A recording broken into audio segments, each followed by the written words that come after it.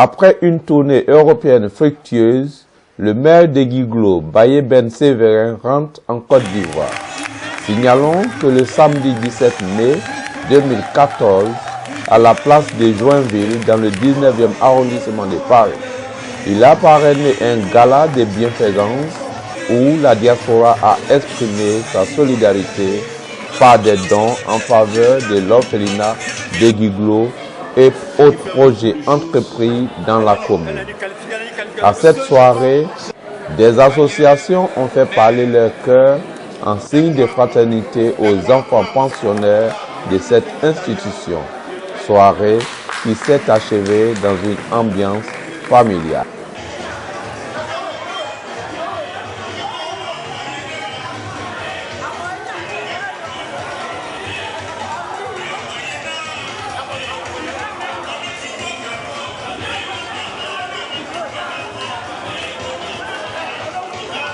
Avant son départ le 20 mai 2014, il a fait le bilan de ces rencontres, a exprimé sa satisfaction et a remercié le comité mis en place pour faciliter ces différentes rencontres. En effet, c'est un maire comblé qui dit au revoir à la diaspora tout en promettant de revenir régulièrement pour intensifier ses relations. Nous l'écoutons. Bonjour. Vous êtes à Paris pour un séjour. Quels étaient les objectifs que vous êtes fixés en venant ici à Paris? En venant à Paris, j'avais deux objectifs à atteindre. Le premier objectif, c'est de me présenter d'abord à la diaspora ivoirienne qui vit ici à Paris, me présenter et dévoiler mon programme d'action en tant que maire de la commune de Guiglo et demander à cette diaspora-là de m'accompagner afin que nous développions Guiglo ensemble. La deuxième chose, c'est que Guiglo a besoin aujourd'hui de partenariat et j'ai jugé utile aussi de venir en France, en Europe en général, pour chercher des partenaires pour ma ville. Donc voilà mes deux objectifs que je me suis assigné avant de venir ici. Alors après ce séjour, pendant ce séjour, vous avez pu faire les contacts que vous envisagez? Oui. Oui, effectivement, mais avant d'aborder ce sujet-là, je tenais à remercier tous ceux, en tout cas tous nos frères de la diaspora qui m'ont accueilli ici et qui ont fait en sorte que mon séjour soit le plus agréable possible.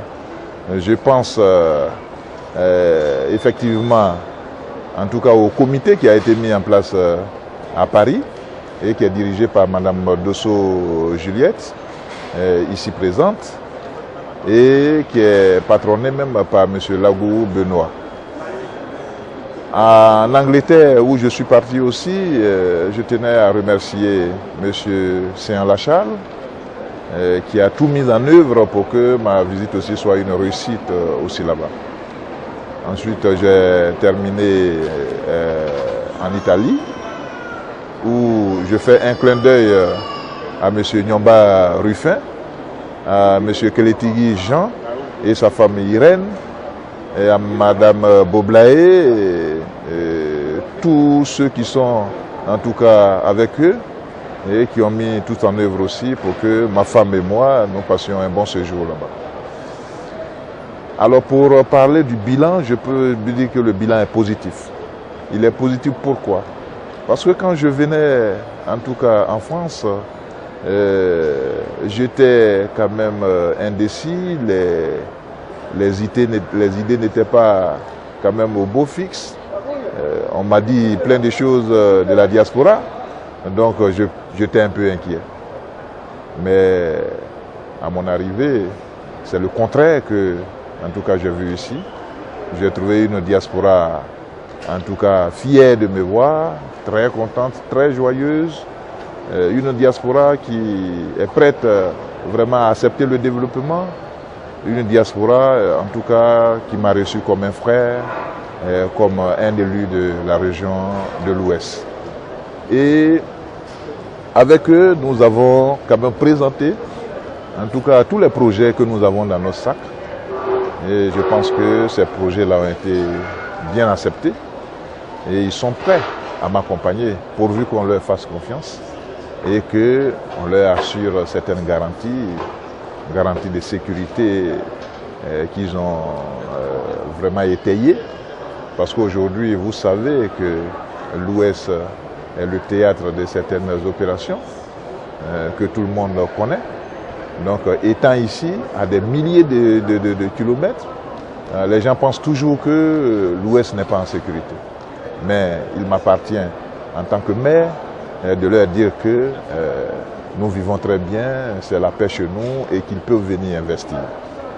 La deuxième satisfaction, comme je le dis, c'est que dans toutes les villes où je suis passé, j'ai été bien accueilli et j'ai rencontré aussi les maires, les députés, certains opérateurs économiques, et tous ceux-là ont échangé avec moi sur, en tout cas, leur manière de mener les affaires municipales ici, quand on parle des maires.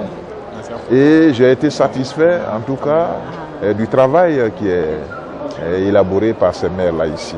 Je pense qu'on peut copier certaines choses, mais pas tout, puisque nous faisons quand même le même travail, mais nous avons besoin un peu plus de ce que les gens font ici, pour que nos villes quand même puissent avancer.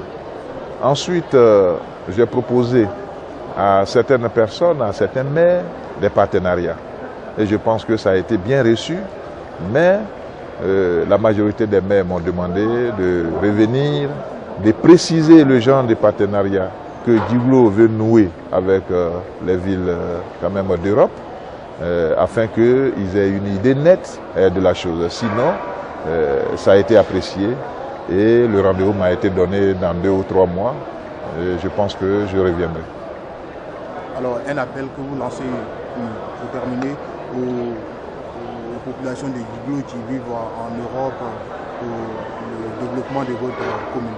Oui, je dis à mes frères et sœurs que l'État-providence n'existe plus, c'est-à-dire l'État ne peut plus, en tout cas, nous accompagner comme il le faut dans ce développement. Mais quand on nous donne déjà les outils de développement, c'est à nous, les cadres, à nous, les ressortissants de ces villes-là, de faire en sorte que nos villes amorcent en tout cas ce développement-là. Donc j'ai dit à mes frères de penser à Djiglo, parce que le slogan que j'ai véhiculé, c'est Djiglo d'abord.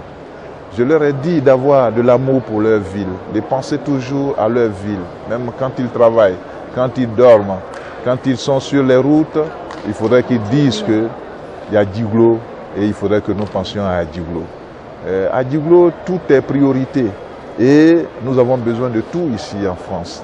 Alors c'est nos frères qui vont tout faire, qui vont tout mettre en œuvre pour que, en tout cas, l'habitant de Djiglo puisse avoir le bien-être dont il a besoin. Alors donc, j'ai invité tous nos frères, tous nos sœurs au développement, à nous aider à faire le développement de Djiglo. Et des projets leur ont été proposés. Par exemple, le projet immobilier qui a été proposé et qui a été accepté même par la majorité des gens. Il y a des projets agricoles qui ont été aussi proposés. Et je pense que tous mes frères sont prêts à nous accompagner, en tout cas dans ce développement. Je vous remercie. Merci beaucoup. Dieu n'appelle pas les qualifiés, mais il qualifie ceux qui l'appellent. J'y sais plus rien. Si ton bonheur, ça viendra, prends courage.